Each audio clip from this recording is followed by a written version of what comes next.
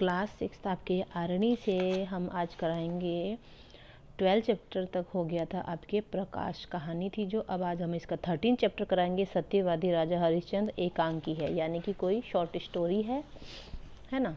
तो इसको अच्छे से सुन लेना बेटा, स्टोरी को, इसमें क्या है क्या नहीं, इस चैप्टर को अच्छे से रीड करना है। सत्यवादी राजा हरिश्चंद्र एकांकी है। पर्दे के पीछे एक सेट है, मतलब सोच सकते हैं। सतयुग की बात है। हरिश्चंद्र नाम के एक राजा थे। वे क्षत्रिय कुल में पैदा हुए थे। वे बड़े सत्यवादी तथा दानी थे। एक दिन स्वप्न में उन्होंने अपना राज्य मुनि विश्वामित्र को दान में दे दिया। दूसरे दिन मुनि पधारते हैं। अब क्या पधारते हैं, सीन देखो। प्रथम दृश्य सीन है ये। हरिश्चंद्र बोलते हैं, महाराज पधारिए, यह आसन है। विश्वामित्र बोलते, बैठे बैठे बैठ चुके, बोल अभी तूने मुझे पहचाना कि नहीं। तो हरिश्चंद्र बोलते, महाराज पूर्व परिचित तो आप ज्ञात होते हैं कि मुझे आपको याद है कि मैं आपको शायद पहले से पहचानता हूँ। विश्वामित्र बोलते हैं क्रोध से, सच रे क्षत्रियाधम, तू काहे को पहचानेगा। ऐसे ही लोग पृथ्वी को अपने बोझ से दबाते हैं। अरे दुष्ट, तू भूल गया कल स्वप्न में पृथ्वी किसको दान दी थी। जानता नहीं कि मैं कौन हूँ। यानी वो उनके स्वप्न में आए थे। एक दिन स्वप्न में आए, दान दे दी पृथ्वी को, मतलब उनकी जमीन को। हरिश्चंद्र बोले पैरों में गिड़गिड़ा कर बड़े विनय से, महाराज भला आपको त्रिलोक में ऐसा कौन है जो नहीं जानता। तो विश्वामित्र बोले, तूने कल सारी पृथ्वी मुझे दान में दी है, क्या यह सत्य है या पाखंड है, यानी कोई ढोंग तो नहीं है। ठहर ठहर ठहर, देख इस झूठ का तू कैसा फल भोगता है। आहा, इसे देख कर क्रोध से मेरी दाहिनी भुजा शाप देने के लिए उठना ही चाहती है। आज मैं इस अहंकारी राजा हरिश्चंद्र का गर्व तोड़ूंगा, जो मिथ्या है, मतलब झूठ है, उसका घमंड है।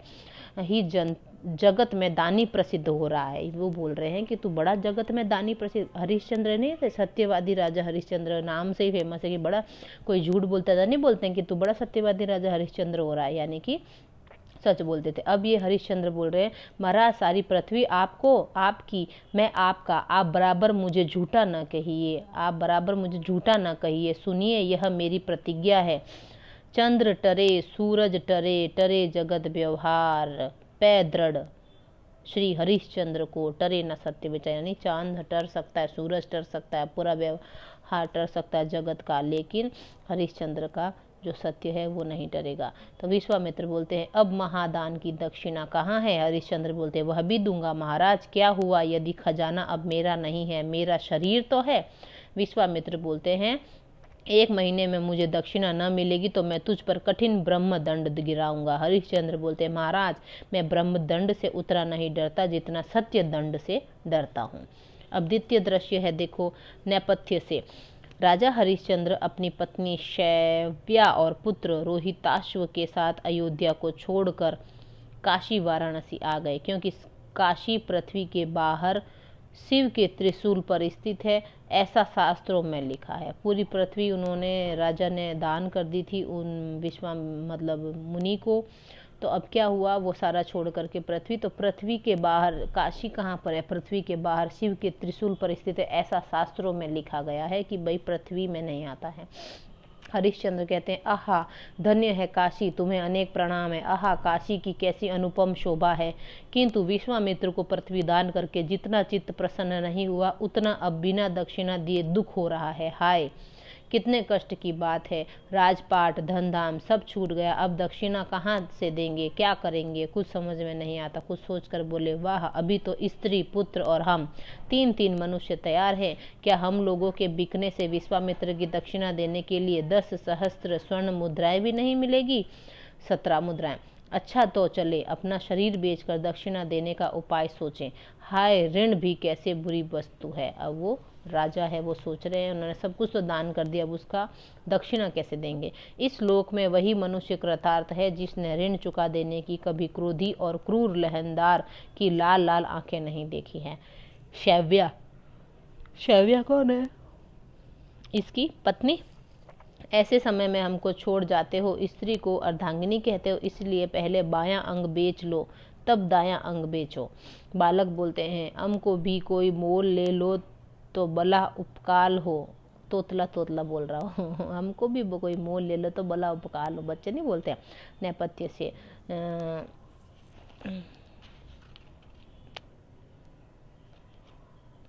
नेपथ्य का देखो शब्दार्थ है रंगमंच से दिखाई देने वाले पर्दे के भीतर का वह स्थान जिसमें नट या अभिनेता वेश धारण करता है। चेंजिंग रूम नहीं होता, ये एक कोई प्ले है तो उसके सीन आ रहे हैं। अब है नेपथ्य से, यानी कि वो चेंजिंग रूम से बोलता है शैव्या को घर का कामकाज करने के लिए एक व्यक्ति ने खरीद लिया, पुत्र भी साथ में था। हरिश्चंद्र को एक डोम ने खरीद लिया। इस प्रकार प्राप्त धन से हरिश्चंद्र ने दक्षिणा चुका है। डोम कोई नीच जात का होता होगा ना, कोई नहीं बोला था हरिश्चंद्र ने पानी भरा था डोम के घर में, तो ये शेड्यूल कास्ट वाले राजा था वो, इनके घर में हरिश्चंद्र को एक डोम ने खरीद लिया, यानी कि वो अपनी बॉडी बेचना चाहता था ना, खुद को बेचना चाहता था, उसका ऋण चुकाना चाहता था, डोम ने खरीदा। डोम चौधरी हरिश्चंद्र से, जाओ अभी, डोम चौधरी कोई कास्ट होती होगी, कोई किसी इंसान ने खरीद लिया मतलब, जाओ अभी दक्षिणी मशान लेव वहाँ कफन का दान, जो कर तुमको नहीं चुकावे सो क्रिया करने नहीं पावे, चलो घास पर करो निवास, भय आज से हमरे दास। यानी हरिश्चंद्र से कहा। डोम चौधरी कोई व्यक्ति है जो शायद मुझे ऐसा लग रहा है कि जहाँ पर वो मसान में वो कफन देते हैं ना, कफन बेचने वाला आई थिंक है ना, तो हरिश्चंद्र जो आ गया वो कहता है कि जाओ अभी दक्षिणी मसान में जाओ, लेव वहाँ कफन का दान करो, लेओ, जो तुमको पैसे नहीं देता है सो क्रिया नहीं, वो क्रिया नहीं करेगा। यानी वहाँ पर मसान में, शमशान में होता है ना कि भाई जो जा करके वहाँ पैसे देंगे उसी को ही वहाँ पर जलाने दिया जाएगा, नहीं तो अदरवाइज उसको नहीं करने देना क्रिया। अब तृतीय दृश्य है, स्थान क्या है, शमशान, जो आजकल हरिश्चंद्र घाट कहलाता है। इस शमशान को हरिश्चंद्र घाट कहते हैं। कंबल ओढ़े और एक मोटा लठ लिए हुए हरिश्चंद्र दिखाई पड़ते हैं। नेपथ्य में रोने की आवाज सुनाई देती है।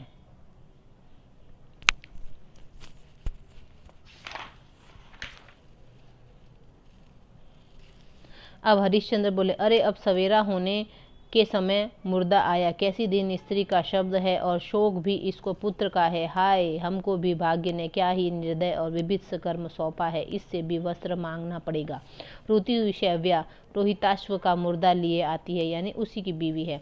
शैव्या, हाय बेटा, जब बाप ने छोड़ दिया तब तुम भी चले गए। वो अपनी बीवी को छोड़ करके, वो डोम ने खरीद लिया तो वो वहाँ चला गया बीवी को छोड़ के, बाप तो छोड़ दिया, तुम भी छोड़ कर चले गए। हाय हमारी विपत्ति और बुढ़ौती की, और भी तुमने देखा, हाय हाय रे, अब हमारी कौन गति होगी, रोती हुई बोलती है।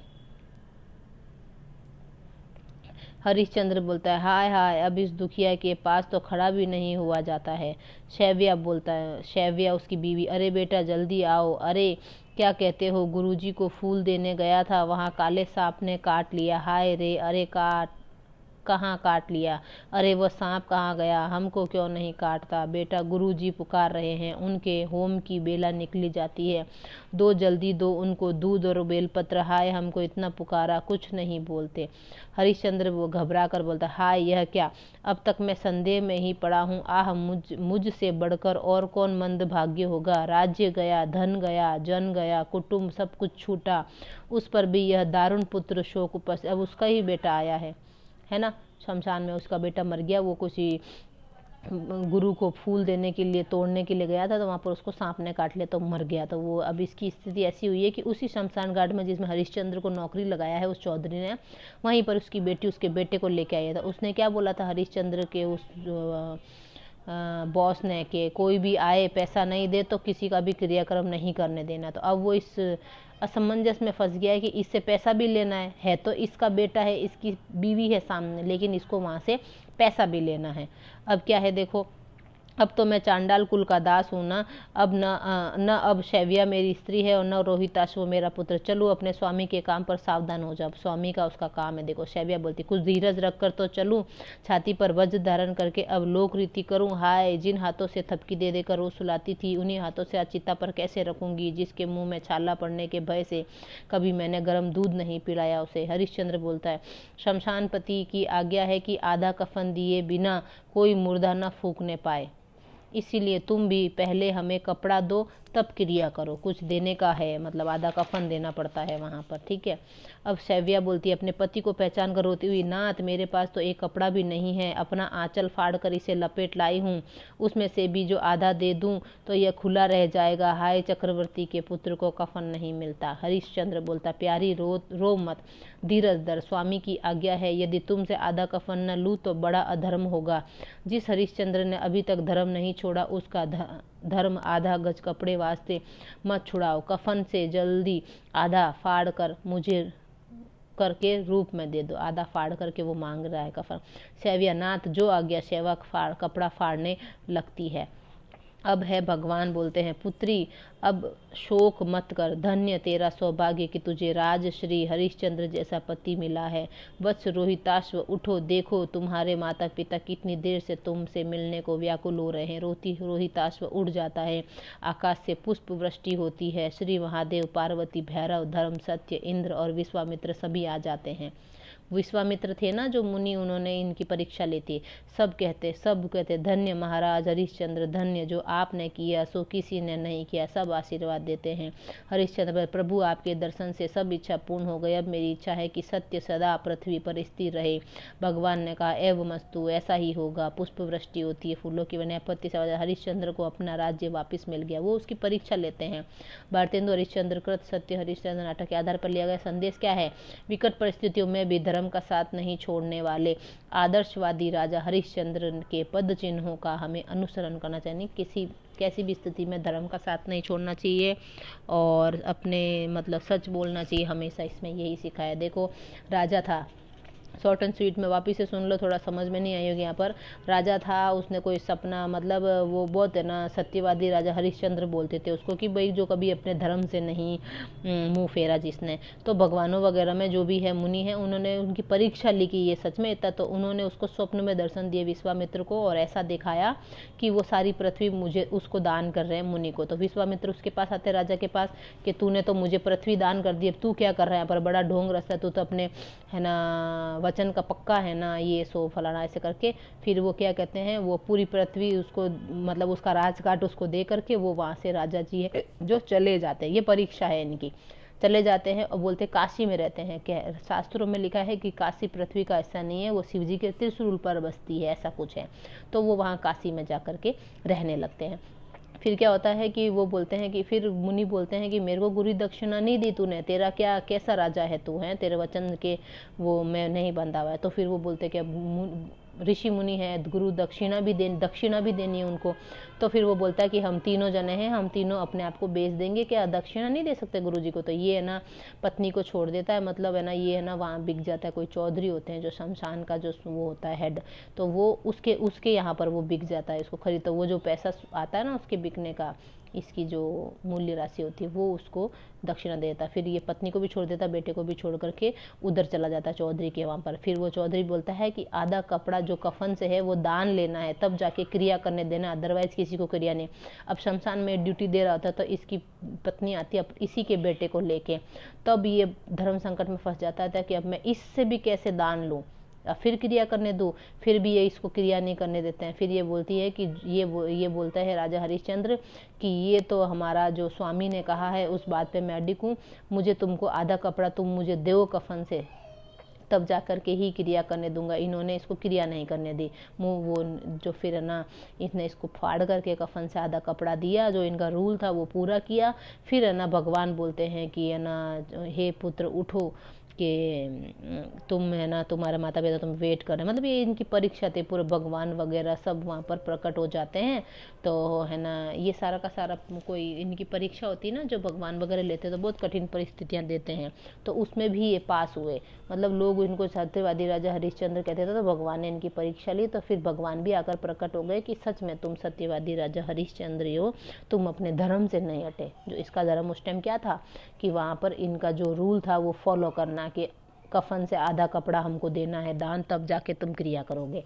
तो वो इसने बोला कि मैं अब कहाँ से लाऊं, मैंने तो दुपट्टा फाड़ के इसको उड़ाया। उस दुपट्टे को फाड़े हुए में भी आधा कपड़ा ये लेते हैं, फिर क्रिया करने देते। फिर भगवान वगैरह आ जाते हैं, सब बोलते सच में। विश्वामित्र भी आ जाते हैं कि तुम सच में अपने धर्म से नहीं हटे। तो फिर इसीलिए तो बोला ना उन्होंने कि है ना, मेरा जो जो सत्य है वो हमेशा है ना पृथ्वी पर रहे। तब से तो बोलते हैं कि अपन जैसे कोई लाइन बोलते हैं ना कि कोई सच बोलता है, बड़ा सत्यवादी राजा हरिश्चंद्र की औलाद है ना जो एकदम सच बोल रहा है, मतलब ये ऐसे लक्षण शब्द शक्ति है किसी को ताना माना, इंडिकेट करना कि भाई सत्यवादी राजा हरिश्चंद्र तो नहीं है लेकिन भाई वैसा बन रहा है, क्यों, इनके जैसा बन रहा है, क्योंकि वो अपने धर्म पे अडिग रहते थे, जो बोलते थे वही करते थे, सच ही बोलते थे। ठीक है, इसीलिए ये फेमस है सत्यवादी राजा हरिश्चंद्र इनके, इसलिए। ठीक है, इस चैप्टर को अच्छे से रीड करना बेटा, अच्छे से करना है इसको रीड, फिर क्वेश्चन आंसर कराएंगे। ओके बेटा, इसको ज़रूरी है रीड करना।